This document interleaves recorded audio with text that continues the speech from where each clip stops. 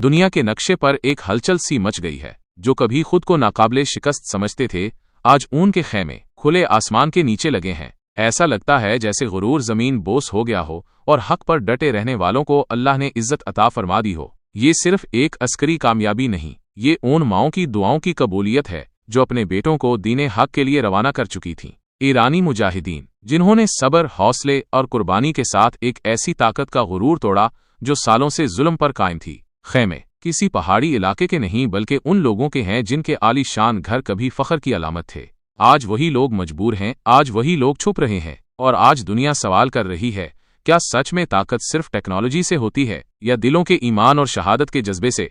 हम सलाम पेश करते हैं इन ईरानी गाजियों को जिन्होंने ला इलाहा इल्लल्लाह की सदा बुलंद रखते हुए बातिल को झुका दिया। अल्लाह पाक इन मुजाहिदीन को मजीद इस्तिकामत अता फरमा, उनके कदमों को फतह नसीब फरमा और दुनिया के मजलूम मुसलमानों को उनकी तरह इज्जत अता फरमा। आमीन।